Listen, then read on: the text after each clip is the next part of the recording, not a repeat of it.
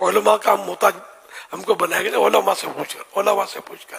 اور میں بھی یہی رٹ لگاتے رہتا ہوں، علماء کو پوچھو، علماء سے مربوط رہے کہ ان کو پوچھے بغیر قدم نہ اٹھائے ورنہ ٹھوکر کھا جائیں گے. اچھا پھر کس عالم سے پوچھے یہ بھی سمجھ ہونی چاہیے. صرف عاشق رسول اور سنی عالم دین اسی کو کہتے ہیں. تو عالم دین سے پوچھے. ہر عالم دین کی بھی علمی جو صلاحیتیں ہوتی ہیں نا یہ اپنی اپنی ہوتی ہیں. ہر ایک اتنا باصلاحیت بھی ضروری نہیں. تو اس لیے مطلب مفتیان کرام سے پوچھے. اچھا پھر ہر مفتی بھی باصلاحیت اتنا نہیں ہوتا.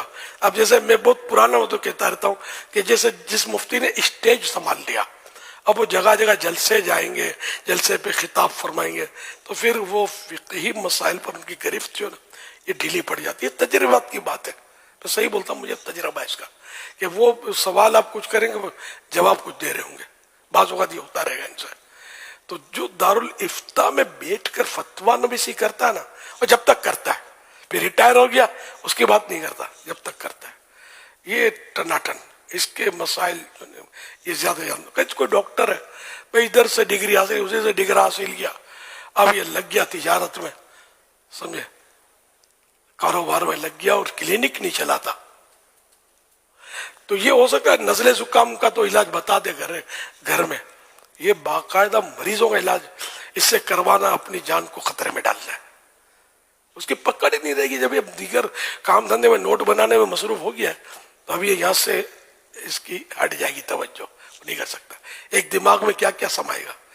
تو کسی کو یوں ایک دم چوٹ لگتی ہو یار کیا بولتا ہے، عالم ہے تو کیسے بھائی، عالم میں تو علم بھول سکتا ہے نا. آپ کو کتنے حافظ صاحب ملیں گے، اب حافظ صاحب وہ رہے نہیں ہوتے، بول جاتے ہیں قرآن کریم. اور ان دنوں میں تو خاص یہ رجب شعبان میں تو آپ کو واسطہ نہیں پڑتا ہوگا، مبلغین کو پڑتا ہوگا. ان کو کوئی بھی کہتے ہوں گے یا دعا کرو مجھے مصلی سنانا ہے، ذرا منزل کچی ہو گئی پکی ہو جائے. تو یہ کیا وہ بھول سارا سال کھول کے دیکھتے نہیں ہیں یہ بیچارے، پھر ان کو بلا دیا جاتا ہے قرآن کریم. تو یہ ان دنوں زور لگا رہے ہوتے ہیں کہ مصلی سنانا ہے. تو یہ ہوتا ہے. تو اس لیے مفتی وہ کہ جو دارالفتاء میں ہو. تو ہمارے پاس تو الحمدللہ دارالفتاء اہل سنت، آپ کا یا ہمارے پاس کہ آپ کے پاس اس میں مفتیان کرام ہوتے ہیں، علماء کرام، تو یہ جواب دیتے ہیں. تو بغیر پائی بھائی صاحب سے تو لیتے نہیں کوئی. تو ان سے پوچھ لیں. یا اسی طرح جتنے بھی عاشقان رسول مفتی صاحبان ہیں واقعی ہو مفتی اور دارالفتاء ان کا ہو اور اس میں وہ جواب دیتے ہو عالم دین عاشق رسول، تو ان سے پوچھ لیں. اللہ کرے دل میں اتر جائے میری بعض باتیں لوگوں کو تعجب ہوتا ہو، لیکن مجھے یہ پرفیکٹ ہوتی ہیں. میری اب یہ ساری باتیں ضروری نہیں کتابوں میں نہیں ہوتی ہر بات. یہ ساری میں نے جو بیان کی باتیں کتابوں میں نے نہیں پڑھا، میرا تجربہ ہے. یہ مطلب پھر وہ ایک مفتی صاحب ایک بار سفر سے آئے تھے اور لوگ اتنے سارے جمع تھے.